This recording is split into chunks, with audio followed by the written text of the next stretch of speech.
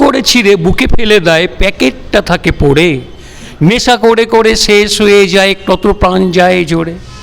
থুতু জমে জমে মুখ ভরে যায়, দেয়ালের গায়ে দাগ, পথে ঘাটে তার ছবি এঁকে দেবে, মনে হবে গুলবাগ। চারিদিকে সব লাল লাল ছোপ, লজ্জায় মাথা হেট, স্টেশন থেকে স্বাস্থ্য কেন্দ্র ভরে আছে টয়লেট। ছোট থেকে বড় সব খেয়ে যায়, একটাই অ্যান্সার, জানি মরে যাব তবু কিনে খাবো, হোক গিয়ে ক্যান্সার। অচেতন মনে সচেতন করে চেষ্টা করে থামা, দেশ থেকে যবে ওঠাতেই হবে খৈনি গুটখা তামাক। খৈনি গুটখা তামাক হয়তো শেষ হবে, কিন্তু শরীরে যে ব্যথা বেদনা সেটা কি শেষ হবে? তার জন্য আমরা এসেছি কালচারাল অ্যাসোসিয়েশন অফ বেঙ্গল ক্লাবে। সেখানে আমাদের সঙ্গে রয়েছেন বিখ্যাত সেই মানুষ তপন শিকদার। তার কাছ থেকে আমরা শুনে নেব আজকে তিনি কি করে এই ব্যায়ামের জগতে এলেন, সেটা তার কাছ থেকে আমরা জেনে নিই। দাদা, কতদিন ধরে শুরু করেছেন? আমি মানে জেনারেলি প্র্যাকটিক্যাল মানুষকে শেখাতে নেমেছি 1978 সাল থেকে। তার আগের থেকে 70-72 থেকে আমি মোটামুটি নিজস্ব প্র্যাকটিস করে কম্পিটিশনে নেমেছিলাম। সেখান থেকে মোটামুটি যে আমার একটা ইয়ে ছিল যে আমি লোককে শেখাবো। তখন ডিস্ট্রিক্ট লেভেলে যারা ছিলেন তারা তখন আমাকে, তাদের কাছে আমি ডাইরেক্ট চলে যাই। কাকে দেখে এসছেন? আমি মেনলি এসেছি মানে এই কম্পিটিশন দেখে এসেছি। আমি শুনেছিলাম যে আসন প্রতিযোগিতা হয়, যোগাসন প্রতিযোগিতা, সেখানে ব্যারাকপুরে একটা কম্পিটিশনে গিয়েছিলাম। সেখানে মনতোষা এরা ছিলেন, ওরা তো অবশ্য 150 জগৎ, কিন্তু এসেছিলেন ওনারা। তাদের দেখে যখন আমি করতে গিয়েছিলাম তখন উনি আমাকে দেখে একটা আসন করতে গিয়ে আমি ডিসব্যালেন্স হয়ে যাই, তখন আমাকে হাতে তালি দিয়েছিলেন, বলছি এই বয়সে করতে নেমেছো, করো তুমি। তখন আমি বললাম আমি শেখাতে চাই। তখন ডিস্ট্রিক্ট সেক্রেটারি কথাটা শুনে উনি চলে আসেন, বলে আপনি আসুন আমাদের হেড অফিসে। তখন গোপাললাল ঠাকুর রোডে ছিল আমাদের 24 ডিস্ট্রিক্ট যোগাসন body building association head office ছিল, ওইখানে আমি যাই। তারপরে ওর আগ্রহ আমাকে অর্গানাইজিং সেক্রেটারি পোস্টটা দিয়ে এবার দলে টানে। আমি ওই তখন থেকে 1978 সন থেকে প্রকৃতপক্ষে আমি সবাইকে শেখাতে আরম্ভ করি। তখন ডিস্ট্রিক্ট ম্যাজিস্ট্রেট ছিলেন আমাদের রানু ঘোষ, আমাদের কমিটি প্রেসিডেন্ট, আর পুলিশ এসপি সদানন্দ চক্রবর্তী, উনি ছিলেন চিফ পেট্রন। এবং রানু ঘোষের নেতৃত্বে তখন আমি কিন্তু, উনি বারবার একটা কথা বলছি, মহিলাদের জন্য কিছু ভাবো। যার জন্য আমি বিভিন্ন জায়গায় তো কম্পিটিশন হিসেবে তো করতাম, মানে বাচ্চাদের শেখানো।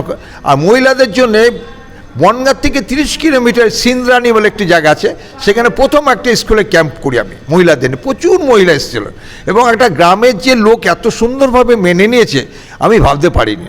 আগের দিন রাতে চলে যেয়ে পরের দিন যেইভাবে মানুষ আসতে শুরু করেছে, আমার কাছে একটা ছবি হচ্ছিল আমার কাছে সেদিন। কিন্তু একটা প্রশ্ন আছে, আপনি বলেন গ্রামে গিয়ে শুরু করেছেন, যে গ্রামে মানুষরা তো এমনিতেই সুস্থ বলে, তাহলে তাদের ওকে ব্যায়ামের প্রয়োজন আছে? তখন তারা ভেবেছেন এটা আমাদের শরীরচর্চা, যেসব বাড়ি গৃহী যারা, তারা তো আর কিছু করতে পারতেন না। তারা যখন জানতে পারলেন যে ঘরে বসে করলে সেটাকে ঠিক রাখা যায়, তখন তারা কিন্তু এগিয়ে আসলেন। এটা আমার কাছে অবাক লাগলো। এটা আমরা ভাবছি আমরা শহর অঞ্চলে না, আমার গ্রামে কিন্তু আমি সাড়া পেয়েছি বেশি। বনগাঁতে সাড়া পেয়েছি, আমি বসিরহাটে সাড়া পেয়েছি। বসিরহাটে ভ্যাবলা হাই স্কুলে আমি ট্রেনিং ক্যাম্পও করেছিলাম, ওই যে HMD হাই স্কুলে স্কুল ট্রেনিং ক্যাম্প করেছি, তখনও কিন্তু রানু ঘোষের নেতৃত্বে করেছিলাম। প্রচুর সাড়া পেয়েছি, প্রচুর, ভাবা যায় না। কি কি ধরনের রোগ আপনি এই ব্যায়ামের মাধ্যমে সারানো যায়? আগে কথা বলছি, আমাদের রোগের ব্যাপারটা সমস্ত কিন্তু আমাদের লাইফস্টাইল। আজকে বিশেষ করে নারীদের ক্ষেত্রে দেখা যায়, পুরুষদের দেখা যায় হাঁটুর প্রবলেম, ঘাড়ের প্রবলেম, কোমরের প্রবলেম। কেন? তাদের সেই আগে মানে পুরোনো দিনের থেকে তাদের কার্যক্ষমতা যেটা, হাঁটু মুড়ে মাটিতে বসে কাজ করা, তারপরে কথা সামনে ঝুঁকে যা দাঁড়িয়ে কাজ করা, তাদের উপরেই কিন্তু চাপটা বেশি হয়েছে। যার ফলে গেছে হাঁটু আর রেস্ট পায় না। তারা পুজো দিতে বসছেন ঘন্টার পর ঘন্টা, এই যে হাঁটু লক হয়ে থাকছে, এতে কিন্তু হাঁটুর এই যে লাইফস্টাইল চেঞ্জ হচ্ছে। কিন্তু দীর্ঘক্ষণ দাঁড়িয়ে থেকে কাজ করা, এটা কিন্তু লাইফস্টাইল। সামনে ঝুঁকে কাজ করা একটা লাইফস্টাইল কিন্তু। আর শোয়ার দোষে কেউ বালিশ ছাড়া শুচ্ছে, কেউ দুটো বালিশে, কেউ পাতলা বালিশে শুচ্ছে। এর ফলে শোয়ার স্টাইলটা লাইফস্টাইল, শুতে গিয়ে আমরা কাত হয়ে যাচ্ছি। আমাদের যে ঘাড়ের পজিশনটা পুরো সমান থাকা উচিত, আমরা কিন্তু এটা কেউ জানছি না। শুতে গেলে দেখবেন হাতটা মাথার নিচে চলেছে, লাইফস্টাইলে চেঞ্জের জন্য কী হচ্ছে, আমাদের টেনিস এলবো হচ্ছে, ফ্রোজেন শোল্ডার হচ্ছে, সার্ভাইকাল স্পন্ডাইলিসিস, নানা রকম প্রবলেমগুলি আসছে। মানুষের যত রকম ভাব আছে, স্কোলিওসিস, সেইগুলি আসছে এই লাইফস্টাইলের উপর আসছে। কিন্তু এই লাইফস্টাইলটা যদি আমরা মোটামুটি ঠিক করি আর কিছু যদি আমরা এক্সারসাইজ করি, তাহলে মোটামুটি আমরা অনেকটা সুস্থ, বিনা ওষুধে। কিন্তু ওষুধটা একটা সাময়িককাল, আমি বিশেষ করে এখানে ডাক্তার অমিত ওরা আছে, child specialist plus general medicine doctor, উনি আমাকে বেশ হেল্প করেন। উনি কোনো পেশেন্ট দেখলেই কিন্তু সাথে সাথে আমাকে যে পাঠিয়ে দেন, বলে ওষুধ বেশি দিন খাবেন না, উনি ওইটা করুন। উনি কিন্তু ওষুধের সাপোর্টে যান না, যেটুক দিতে হয় সেটুক দিচ্ছে, তা বাকিটা কিন্তু এক্সারসাইজের মাধ্যমে আমি অনেকটা রিকভার করতে পারি। কতদিন আগে থেকে এটা শুরু করা উচিত? এটা মানে এক্সারসাইজ দেখুন মানুষের 5+ বয়স থেকে করা উচিত। অনেকে অনেক ছোট বয়স না, একটা টাইম আছে 5+, 5 বছর পর থেকে করলে মোটামুটি মেনটেন করলে কিন্তু আর থাকে না। এখন বিশেষ করে যেমন একটা পলিউশনগত ব্যাপার আছে, যেটা শ্বাসকষ্ট বাচ্চাদের চলে আসছে, তারপর বিছানা পড়তে বসা, এটা একটা লাইফস্টাইলের ব্যাপার। ছোট্ট ছোট্ট বয়সে বাচ্চাদের কোমরে সিদ্ধার দোষ হয়ে যায়, যেটা স্পন্ডলোসিস বলছে, শুয়ে পড়ছে, মাথায় হাত দিয়ে মোবাইল ঘাটে। মোবাইলটা একটা জাত শত্রু হয়ে গেছে আমাদের। এই যে ঘন্টার পর ঘন্টা নেক ডাউন করে থাকছে, শুধু যারা অফিসে কাজ করছে তা না, বাড়ি গিয়েদের কেন হচ্ছে মোবাইল শত্রু করে দিচ্ছে আমাদের। আমি পরপর পেশেন্ট দেখেছি, আমি তাদেরকে জিজ্ঞাসা করে হেসে দিচ্ছি মোবাইলটা কম ঘাটুন। বাড়ির লোক সেটা করবে না, কিন্তু এই যে নেক ডাউন করছেন ফলে নেকের উপর প্রেশার পড়ছে, একটার হাতের উপর প্রেস করছে, শোল্ডারে পর্যন্ত শোল্ডার কেসে এসে যাচ্ছে, টেনিস এলবো চলে আসছে, ভাঁজ যতক্ষণ করে রাখবেন তারপরে চলে আসছে, এরপরে এক্সারসাইজ দিচ্ছেন, সংসারের কাজ সব মিলিয়ে মানে একটা বিচ্ছির কাণ্ড ঘটে যাচ্ছে। কিন্তু তাহলে তো মোবাইল যারা ব্যবহার করে তার যে এত নিয়ম মেনে যদি ব্যবহার করতে যেত, কেন মানে এখন আমাদের লোক অনেকের ক্ষেত্রে দেখা গেছে যে স্পিকারে দিয়ে করছে। আমি বিশেষ করে ডাক্তারবাবুদের ক্ষেত্রে দেখেছি স্পিকারে দিচ্ছে, এখন কানে দিচ্ছে না। এরও একটা রেডিয়েশন কাজ হয়, দেখবেন মোবাইল দীর্ঘ সময় কানে দিলে একটা গরম ভাব দেখবেন, এই গরমটা রেডিয়েশন, কিন্তু এটা আমার শরীর ভালো কাজ করে না। প্লাস হচ্ছে আমাদের হিয়ারিং এটাকে না ওই যেটা কানে দিচ্ছে হেডফোনটা আমাদের পক্ষে খুব ক্ষতিকারক। এটা একটা নয়েজ পলিউশন, একদম হচ্ছে ব্রেনের কাজ ক্ষতি, প্রেশার বাড়িয়ে দিচ্ছে আমাদের। তা নয়েজ পলিউশন কিন্তু শরীরের যে কোনো অঙ্গে সিস্ট চলে আসছে। আমি কথা বলেছিলাম, এখন মেয়েদের নানা রকমভাবে, মেয়েদের বিশেষ করে সিস্টের ব্যাপার চলে আসছে, বাচ্চা মেয়েদের বড়দের। এই মোবাইল ঘাটা ক্ষেত্রে আমি বিশেষ করবো, এই পলিউশনটা বিশাল একটা পলিউশন ক্ষেত্রে। আর বিশেষ করে আমি দেখা গেছে এই যোগাসনের ক্ষেত্রে আর কিছু আসন মুদ্রা, শুধু আসন মুদ্রা, কিছু আকুপ্রেশার কমপ্লিট মাধ্যমে করে যে বিভিন্ন, যেমন ওভারি সিস্ট যেটা আছে, হ্যাঁ, তারপরে আপনার ইউটেরাসের সিস্ট, আমি দেখা গেছে আমার এখানে ক্ষেত্রে কিডনিতে সিস্ট, আকুপ্রেশারে কিন্তু অ্যাবুলিশ হয়ে যাচ্ছে। প্রাণায়াম, এক্সারসাইজ প্লাস আছে আকুপ্রেশার একদম অ্যাবুলিশ হয়ে যাচ্ছে, এবং ডাক্তারও পাঠান আপনারা এই করে ওইটা অপারেশনটা করাবেন। অল্প বয়সে অপারেশন করতে তো লাভ নেই। মেয়েলি সংক্রান্ত রোগগুলি দুর্দর্শভাবে কাজ হয়, এগুলো অনেকে জানেন না যে কি হতে পারে। তাহলে যোগ, প্রাণায়াম আর মুদ্রা এই তিনটে মিলে কিন্তু একটা রোগ সারাতে হয়, শুধু আসনের রোগ সারে না। কিন্তু অনেকে যোগা বলে, যোগাটা তো যেটা দেখা যায় না, যেমন প্রাণায়াম এটা দেখা যাচ্ছে না, এটা যোগা। মুদ্রা, হ্যাঁ, মুদ্রাটা যেমন সহযোগ নিঃশ্বাস বলি, একটা পেটে পাচা বা মহাবন্ধ মুদ্রা যেটা, হ্যাঁ, মহামুদ্রা, এগুলি টেনে বিভিন্ন প্রক্রিয়ার মাধ্যমে করতে গ্রন্থির কাজ করে, যেগুলি গ্রন্থির কাজ করে গ্ল্যান্ডে, সেগুলি দেখা যায় না। এগুলো অনুধাবন করতে হয়, কিন্তু আমি টানতে পারছি কতটা, এই টানার উপর ব্রিদিং এক্সারসাইজ করছি কতটা, সেটা লাঙের উপর, এটা কেউ দেখতে পাচ্ছি না, অনুধাবন, এটাকে যোগ বলে। কিন্তু আর আসন হচ্ছে যেগুলো ফিজিক্যালি মুভমেন্ট করে করতে হয়। অর্থাৎ এই যে অনেকে যোগা বলে না, যোগ আসন বলতে লজ্জা হচ্ছে, কিন্তু আমরা কোথায় যাচ্ছি, যোগা করতে যাচ্ছি। শুধু যোগা কথা শুনতে ভালো লাগছে, কিন্তু যোগাটা যেটা দেখা যায় না, আমরা তো শুধু প্রাণায়াম করি না, মুদ্রাও করি না, ওর সাথে আসনও করি, তার আসন করতে যাচ্ছি তো বললে তো ক্ষতি কিছু নেই। আর কী ধরনের রোগ এই যোগে ব্যায়ামের মধ্যে সারানো যায়? বিশেষ করে এখনকার দিনে বিশেষ করে দেখা যাচ্ছে, ধরুন সারানো যা কমপ্লিট কিওর হয় না, কিন্তু ভালো হবেন সেটা হচ্ছে আপনার spondylosis 1 number, lumbar cervical, tennis elbow, frozen shoulder, অস্টিওআর্থ্রাইটিসের ক্ষেত্রে যারা খুব অ্যাকুইট পজিশন, যারা মানছে না, যা অল্প থাকতে ব্যথা হয়, বাবু ওই বসাটাকে বারণ করে দেওয়া হচ্ছে। যদি মেনে চলে, আর আমি 90 ডিগ্রি বেশি পাটা ভাঁজ রাখবো না, তাহলে কিন্তু মেনটেন করতে পারবো আমি, অনেকটা দিন আমরা সাধারণভাবে চলতে পারবো। আর নি ব্রেস একটা আছে, নি ক্যাপের বদলে নি ব্রেস যেটা আছে, ওটা পরে চললে অনেকটা ফ্রি, বেশি হাঁটার দরকার নেই। সুগারের জন্য ডাক্তারবাবুরা বলেন হাঁটতে, কিন্তু বেশি হাঁটলে কোমরে প্রবলেম চলে আসবে, প্লাস হচ্ছে হাঁটুর প্রবলেম চলে আসবে। তখন একটা মাঝামাঝি জায়গা থেকে এক্সারসাইজও আপনার সুগারের ক্ষেত্রে কাজ করবে। একটা লিমিটেশন হাঁটা রেখে ঘরের মধ্যে যেটুকু প্রয়োজন সেটুকু হাঁটাটা হাঁটবে, আর বাকিটা, কেন সিঁড়ি দিয়ে নামতে গেলে তাকে মেনটেন করতে হবে। নামার সময় হচ্ছে যে পাটা ভালো, যেটা ভালো সেটাকে ভালো পা বলি, আর খারাপ যেটা ধরুন অস্টিওটা বেশি, নামার সময় বলি খারাপ পাটা আগে দিতে, ডাবল স্টেপিং বলি, একটা সিঁড়িতে 2টো করে পা, ওটার সময় ভালো পা যেটা ব্যথা কম সেটা আগে দিতে। কি কোমরে ব্যথা বলুন, কি হাঁটুতে ব্যথা বলুন, পায়ে গোড়ালিতে ব্যথা বলুন, এক্সারসাইজ করতে গেলে ওইগুলিভাবে যদি সিঁড়ি ওঠানামা করতে ওইভাবে নামা ওঠা করতে হবে। এটা একটা বিশাল সাপোর্ট করে আমাদের কিন্তু। আর আমি যদি টপকে উঠি তাহলে আমি কিছু এক্সট্রা প্রেশার ফেললাম আমি পায়ে, যত কম প্রেশার দেওয়া যাবে পায়ে, যত কম প্রেশার দেওয়া যাবে। আজকে তো বর্তমানে লিফট এসে গেছে, এটা কি ব্যবহার করা খুব ভালো বড়? খারাপ বলবো না, কারণ অনত এই কষ্টের থেকে তো কিছুটা বাঁচছে তারা, অনেকটা ভালো, অনেক ভালো বলবো। খাওয়া দাওয়ার ব্যাপারে? খাওয়া দাওয়া নর্মাল খাওয়া দাওয়া করতে হবে, রিচ খাবারটা আমরা নিষেধ করি, বিশেষ করে রিচ যাতে না খাওয়া হয় সেটাকে টোটালি বন্ধ করতে, আর ফাস্ট ফুডটা টোটালি অ্যাভয়েড করতে বলছি, ফাস্ট ফুডটা টোটালি অ্যাভয়েড করতে বলছি। খুবই ক্ষতিকর, খুব ক্ষতিকারক, বাচ্চাদের তো নয়, আর সিনিয়রদের ক্ষেত্রে কথা বিরিয়ানি খাওয়া, হ্যাঁ এইটা ঠিক মেনে নিতে হবে। বাইরে খাবারটা খাবো, বাড়িতে যদি করে খাই আমার কোনো ব্যাপার নেই। কতক্ষণ ধরে এক্সারসাইজ করা উচিত? মিনিমাম আধ ঘন্টা, যদি রোজ আধ ঘন্টা কেউ প্র্যাকটিস করবি সারাদিনের ক্ষেত্রে, তাহলে আমার কথা নিজের শরীরটাকে দারুণভাবে সুস্থ। কেউ যদি মানে বাড়িতে ভিডিও দেখে যদি প্র্যাকটিস করে আর তাতে যদি ভুল হয় তাতে কি ক্ষতি হতে পারে? হবে ধরুন কথা হচ্ছে আপনার ফিগারটা যখন করছে তখন আপনি বুঝতে পারছেন না দুদিকে সমান চাপ পড়ছে কিনা, সিদ্ধাটা সমান বেঁকা আছে কিনা দেখতে পাচ্ছেন না আপনারটা। এবার যদি 19-20 হয়ে থাকে, কাঠটা যদি উঁচু নিচু হয়ে থাকে আপনার দেখতে পাচ্ছেন না, তখন আস্তে আস্তে সিদ্ধা পজিশনটা চেঞ্জ হতে আরম্ভ করে, হয়তো দেখা গেলে কিছুটা কোলিয়াসিস সিস্টেম এসে যেতে পারে, একটা পেশির উপর চাপ পড়ার পরে ব্যথাটা বাড়তে পারে। আর ভুলটা ধরবো যখন আমরা সেন্টারে এসে করবে তখন বলে দেবে তুমি এইভাবে দাও।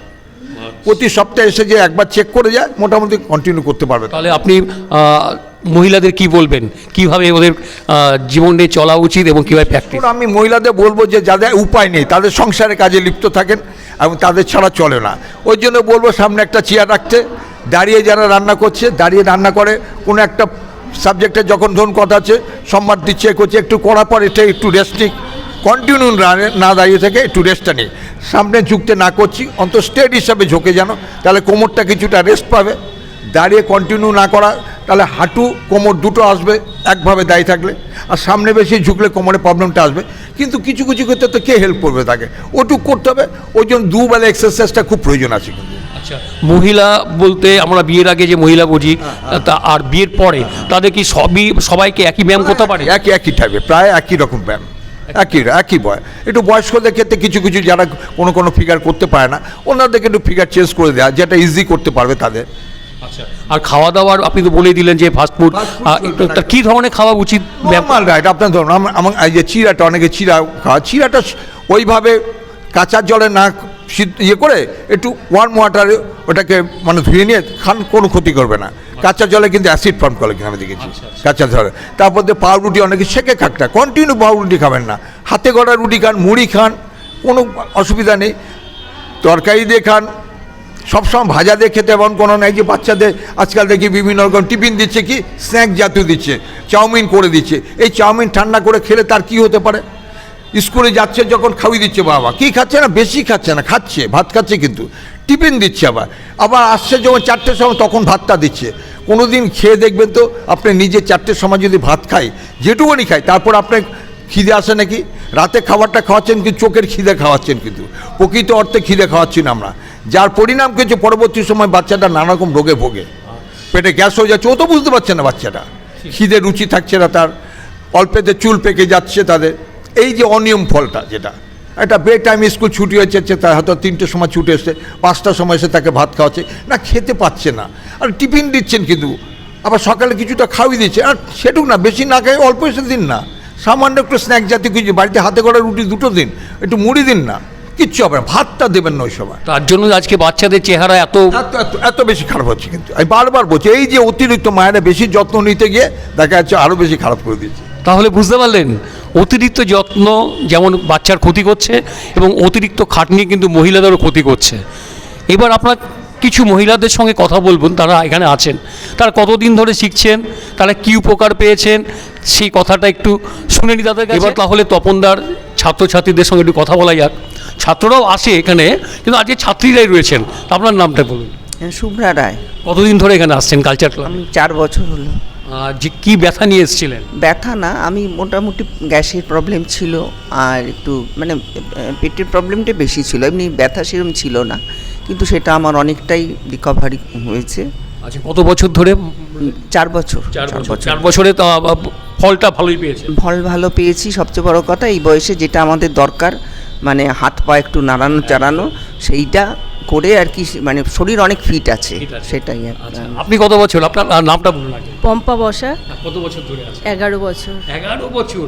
তা কোনো প্রবলেম নিয়ে এসেছিলেন নাকি? হ্যাঁ, আর্থারাইটিস ছিল, মানে আমি একদম চলাফেরা করতে পারছিলাম না। আচ্ছা হ্যাঁ, তার দাদার কাছে প্রথমে এসেছিলাম, তা এখন তো দিবি মানে চলছি ফিরছি, মানে ঘুরতেও যাচ্ছি। কোনো অসুবিধা হচ্ছে না? অসুবিধা যে হচ্ছে না সেটা বলবো না, কিন্তু যেরকম অবস্থা ছিল সে থেকে অনেক মানে 90% ভালো, আচ্ছা আচ্ছা আচ্ছা। মানে 100% বলতে পারবো না আর কি এখনো, মানে আমার অবস্থা তো খুব খারাপ খুবই খারাপ ছিল ছিল। সেই হ্যাঁ, জায়গা থেকে এখন অনেক ভালো আছে। আচ্ছা, একদম। আচ্ছা। আপনার নাম বলুন। আমার নাম দীপালি গুহ। আচ্ছা আপনি কতদিন ধরে এখানে শিখছেন? আমি বেশি দিন 2 বছর হলো। 2 বছর। প্রবলেম ছিল নিশ্চয়ই? হ্যাঁ, আমি হাঁটতে গিয়ে পাটা লক হয়ে গেছিল। আচ্ছা। তাই তখন দাদাকে এসে বলি, দাদা এই কতগুলো ব্যায়াম দেখাতে। আমি এখন দুবেলায় করি, সকালেও করি আবার বিকেলেও করি। এই দুবেলা করাতে আমি এখন অনেকটাই ভালো আছি। আচ্ছা আপনার নাম ম্যাডাম? অপর্ণা দে। আচ্ছা আপনি কি অসুবিধা ছিল? আমার অস্টিও আর্থারাইটিস। আচ্ছা আমি 15 বছর ধরে করছি। 15 বছর? 15 বছর। তা এখন কেমন আছে? এখন খুব ভালো আছি। আচ্ছা, আমারও আপনি- হাঁটা চলা বন্ধ হয়ে গেছিল। একদম হাঁটা চলা বন্ধ হ্যাঁ, হয়ে গেছে? হ্যাঁ, হ্যাঁ। আচ্ছা তারপরে? আমার শাশুড়ি মা আমাকে লাঠি ধরিয়ে দিয়েছিলেন টয়লেটে যাওয়ার জন্য। লাঠি? এখন লাঠি দিয়ে আপনি আপনার শাশুড়িকে ধরিয়েছেন? শাশুড়ি মা নেই এখন। শাশুড়ি মা নেই? আচ্ছা আচ্ছা। তা আপনার নাম কি বলুন আগে? আমার নাম সুস্মিতা পাল। আচ্ছা কি নিয়ে এসেছিলেন, কি ব্যথা? স্পন্ডালাইসিস। আরে বাবা, তারপরে এখন কেমন আমি আছেন? বালিশ থেকে মাথা তুলতে পারতাম না, আমাকে ডক্টর মানে দাদার কথা প্রেসক্রাইব করেছিলেন যে এনার কাছে অমিতাভ রয়, ডক্টর অমিতাভ রয় ওনার কাছে পাঠিয়েছিলেন। তো আমি একদম মানে স্টেমিটিল খেতে হতো আমাকে। ওরে বাবা। হ্যাঁ, তো উনি আমাকে বলেছিলেন যে তোমাকে কিছুই খেতে হবে না। তবে এখন আমি অনেক বেটার, অনেক। আমি প্রায় 15 বছর করছি, বরঞ্চ না করলেই যেন মানে অস্বস্তি লাগে। স্বস্তি লাগে। হ্যাঁ। আচ্ছা দাদা আপনি এবার ওনাদের সঙ্গে একটু পরিচয় করিয়ে দিন। এনারা হচ্ছে বলুন। হ্যাঁ, এনারা বহু পুরনো। আমার প্রথমে এনারা একদম, আচ্ছা প্রথমে এরা মানে এখানে শিখতে আসেন। আচ্ছা। শিখতে আসার পর থেকে আগ্রহটা দেখালেন। তারপর এনার হাজব্যান্ড বিশেষ করে বলে এনাকে ট্রেনার হিসাবে তুমি কাজ করো, এবং হাতে পেয়ে গেলাম। ইনিও করতে আসলেন, এনাকেও নিয়ে নিলাম আস্তে আস্তে, কারণ আমি একা কত করব। এখন এরা হচ্ছে আমার একদম মানে কি বলবো, মানে একটা অঙ্গ বলা চলে, অঙ্গ। এনারা না থাকলে আমি পুরো কানা। তা কি আপনার সম্বন্ধে যেটা বললো সেটা কি? একদম ঠিক। আমি 2004 থেকে আসছি এখানে। আচ্ছা। প্রথমে তো শিখতে এসেছিলাম, হ্যাঁ। তারপরে আমার একটু খেলাধুলার প্রতি আগ্রহ ছিলই ছোটোবেলা থেকে। তারপরে আমি আমার হাজব্যান্ডকে বলে আমি দাদার কাছে শিখে এখন আমি শেখাই। আচ্ছা সে 2004 থেকে শুরু করেছি, এখনও চলছে। চলছে। আপনারও কি তাই? আপনার নামটা বলুন। আমার নাম শিখা মণ্ডল। আমিও প্রথমে এখানে শিখতে আসি 2006-এ। তারপরে এখন চলছে এখানে, মানে অসুবিধা হলে দাদার কাছে দেখিও, আবার ট্রেনার হিসাবেও আছি। আবার সবাইকে তো শেখাচ্ছেন। হ্যাঁ। আরে বাবা, মানে আপনি দিদিমণি হয়ে গেছেন। হ্যাঁ। আচ্ছা আচ্ছা আপনার নাম? নিতা মৈত্র। আচ্ছা আপনি কতদিন ধরে এখানে আসছেন? আমি 2009 থেকে। 2009। আচ্ছা তারপরে এখানে যেটা প্রবলেম নিয়ে এসেছিলেন সেটা কি ঠিক হয়েছে? হ্যাঁ, সেটাও ঠিক হচ্ছে, আবার নতুন প্রবলেম হচ্ছে, আবার সেগুলো জানাচ্ছি, আবার মানে problem সেগুলো তৈরি হচ্ছে আবার শেষ হয়ে যাচ্ছে। হ্যাঁ। আবার করছি, আবার করছি। আচ্ছা আচ্ছা তাহলে বুঝতে মানে তপনদা মানে আর একটা এর আচ্ছা, একটা বিশাল পরিচয় আছে, এর একটা পরিচয়। আজকে এ মানে মা হয়েছে, এ যখন ছোট ছিল প্যারেড করতো, বেশ ক্যারেট ছিল এরা, দুর্দর্শ ভাবা জানা। আমাদের তখন একটা ক্লাব ছিল পুপাড়াতে, সেই পুপাড়াতে ও হচ্ছে মেন গাইড করতো, দুর্দর্শ করতো ভাবা জানা। সেই মেয়ে আজকে এই জায়গায় আমার এখানে করছে, এটা আমার কাছে অবাক লাগছে। কিন্তু আচ্ছা তার পাশে যে আপনার আছেন, আপনার 15 সাল থেকে করছি। আচ্ছা আপনার নামটা বলুন আগে। প্রীতি সাহা। প্রীতি সাহা। 15 বছর, 15 বছরের মধ্যে 15 তো সাল থেকে করছেন। 15 সাল থেকে করছেন। তাহলে কেমন আছেন এখন? এখন অনেকটা ভালো আছি। আচ্ছা এখন ভালো আছে। আচ্ছা মানে যে আপনি এর জন্য যে ওষুধ খেতে হতো সেগুলো কি ছেড়ে দিতে হয়েছে? আমি হোমিওপ্যাথিক করছি এখন। হোমিওপ্যাথিক করছেন, কিন্তু তার সঙ্গে ব্যায়ামটাও রেখেছেন। হ্যাঁ হ্যাঁ হ্যাঁ, ব্যায়ামটা করলে খুব ভালো থাকি। ভালো থাকে। আচ্ছা আপনার নামটা? জলিপাল। জলিপাল। হ্যাঁ। এই যে ফ্রোজেন সোলটা বলছিলাম, হ্যাঁ, হ্যাঁ। এই এনার ক্ষেত্রে বলছি, হ্যাঁ। কিন্তু নিজে প্র্যাকটিস করে, একটু গ্যাপ দেয়। নলে ভদ্রমহিলা কি পজিশন ছিল দেখেছি, হাজব্যান্ড আসতেন, আজকে উনি কি পজিশনে আছেন এটা বলুক। যদি ঠিক কারো করে আরো কোথায় যাবে। দাদা যেটা বললাম সেটা কি সত্যি? একদম একদম ঠিক। মানে মানে এখন আমি একদম ভালো আছেন? হ্যাঁ মানে ভালো বলতে অনেকটাই ভালো আছি। আগে তো হাত মানে নাড়াতেই পারতাম না, এখন অনেকটা ভালো আছি। তা হাজবেন্ড কি বলে যে তুমি অনেক ভালো হয়ে গেছো? হ্যাঁ, স্যাটিসফাই হাজবেন্ড। দারুণ। আপনারা দেখতে পারলেন তপনদার আন্ডারে যারা রয়েছেন ছাত্রছাত্রীরা, তারা কিন্তু সবাই ভালো আছে আজকে। আপনারাও ভালো থাকবেন। আপনারা আসুন, তপনদা আমাদের কালচার ক্লাবে আসুন। আমাকে যে বলেছিল বাঘাদা এবং তার সঙ্গে আরেকজন বলেছিলেন শঙ্কর মজুমদার, তিনিও এখানে আসতেন আগে, শঙ্করবাবু আসতেন এবং আমাকে বলেছিল তোমার যা প্রবলেম আছে তো সেটাও কেটে যাবে যদি তপনদার কাছে আসো। আমার মনে হলো সত্যিই তাই, কারণ এখানে সবার সঙ্গে কথা বলে আজকে যেটুকু বুঝলাম তারা সত্যিই ভালো আছে, আপনারা সেটাই করবেন। হ্যাঁ, আরেকটা কথা তপনদা বলবে, মানে জেনে নেবো তপনদার কাছ থেকে। যেটা বলছি, এই যে ফিজিওথেরাপি ব্যাপারটা, কথাটা আমি একটু ভেঙে বলছি জিনিসটা। এই যে আজকাল কথা বলছে ফিজিওথেরাপি কিন্তু যোগাসন আর ফিজিওথেরাপি খুব নিয়ারেস্ট। আর ফিজিওথেরাপিটা বলতে লোকে ভাবে মেশিন, একটা ভুল করবে লোকে, মেশিনটা কিন্তু ফিজিওথেরাপি পার্ট, কিন্তু ওটাকে ইলেকট্রোথেরাপি পড়া। আর ফিজিওথেরাপি বলতে ফিজিক্যাল এক্সারসাইজ, দেখবেন যার জন্য আমাদের সার্টিফিকেটে ডিপ্লোমা থাকতে DPT, diploma of physiotherapy, PT কথাটা, পিটি আমরা আগে ছোটোবেলা স্কুলে পিটি করতাম, ফিজিক্যাল এক্সারসাইজ। হ্যাঁ, ওই ফিজিক্যাল, কিন্তু বর্তমানে আমরা কী পাই, ফিজিওথেরাপি মানে মেশিন না হলে ফিজিওথেরাপি হয় না, ওটা ধারণাটা, ওটা একটা টাইম অবধি ব্যবহার করা যায়। আর এক্সারসাইজ সারা জীবনের, কিন্তু আজকে স্পন্ডোলোসিস হলে কটা দেবেন, ম্যাক্সিমাম 21টা, এর বেশি রেটা দেওয়া যাবে না। টাকশান কটা দেবেন, ম্যাক্সিমাম টাইম, এরপর হারে ক্যাক আসে। কিন্তু এইসব ধরনের এক্সারসাইজ দীর্ঘদিন চালিয়ে যান, কিচ্ছু হবে না, কিন্তু ভালো থাকবেন, কিন্তু ক্ষতি করবেন। আপনাকে মেপে চলতে হবে, আর যদি ঠিক নিয়ম করে করা যায়, যার জন্য যোগাসন আর ফিজিওথেরাপি খুব নিয়ারেস্ট। যেমন কথা হচ্ছে ভুজাঙ্গাসনটা, এই যে বুক তুলে যে ফিগারটা করছে সেটা ভুজাঙ্গাসন, বুক তুলে যেটা করছে ওটা যদি ফিজিওথেরাপি টার্মসে নিয়ে কী হবে, lumber extension figure, spinal extension figure. এবার পিছন দিকে যখন পাটা তুলছে, একটা একটু আগে ভদ্রমহিলা করছিলেন, ওটা হচ্ছে মানে ক্ষেত্রে, আসনের ক্ষেত্রে বলছে অর্ধশলবাসন, আর আমি ফিজিওথেরাপি টার্মস যদি নেয় সেটাকে বলছে হিপ টেনশন ফিগার। এই যে কথা তেমন চিত হওয়ার পর পা তুলে যদি আমি কোনো ফিগার করি হাঁটুর জন্যে, তাহলে সেটাকে হচ্ছে হিপ ফ্লেকশন, সামনের দিকে পা তুলছি ফ্লেকশন। তাহলে ওইটাকে যদি আমি আসনের নাম দিই, তাহলে গেছে একপদ উত্থিত পদাসন। এই যে নামের ক্ষেত্রে আর ফিজিক্যালের ক্ষেত্রে নাম চেঞ্জ হয়ে যায়, আসন আর ফিজিওথেরাপির ক্ষেত্রে পার্থক্য এইটা। ওই জন্য বলছি, কখনো ভাববে না আসন একরকম, ফিজিওথেরাপি আরেকরকম না, একই রকম। এবার কিছু প্যারালাইসিস পেশেন্ট যখন হয়, সেগুলি যখন ব্যক্তিকে যখন করানো হয়, তো সেটা হচ্ছে প্যাসিভ মুভমেন্ট, আর ব্যক্তি যখন নিজে করবে সেটা হচ্ছে অ্যাক্টিভ মুভমেন্ট। এই ফিজিওথেরাপি দুটো, কিন্তু আপনি জিজ্ঞাসা করবেন কাউকে ফিজিওথেরাপি করকম হয়, মেশিন টেশিন বলে, না, ফিজিওথেরাপি দু রকম হয়, একটা হচ্ছে অ্যাক্টিভ, একটা প্যাসিভ। আমি যখন পেশেন্টকে দিয়ে করাবো সেটা অ্যাক্টিভ, আর পেশেন্টকে যখন আমি করিয়ে দেবো, একটা প্যারালাইসিস কিচ্ছু করতে পারে না, সেটা হচ্ছে প্যাসিভ। এই পার্থক্য দুটো, এই পার্থক্য থাকবেই। তপনদাও থাকবেন, তার সঙ্গে তার ছাত্রছাত্রীরাও থাকবে। আশা করি আমরা আগামী দিনেও এরকম তপনদার কাছ থেকে অনেক কিছু নতুন শিখবো, এবং তার ছাত্রদের কাছ থেকেও আরও কিছু জানতে পারবো। এই আশা রেখে আজকে আমাদের কথা কাহিনী ছোট্ট পর্বটা শেষ করলাম। আপনারা সবাই ভালো থাকবেন, সবাই খুব ভালো থাকবেন, এই আশা রাখলাম। নমস্কার।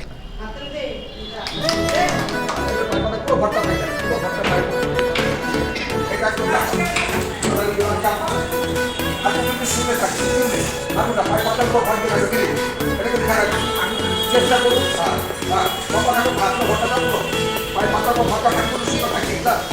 হাতের পর শিকার আসতে থাকছে, এটা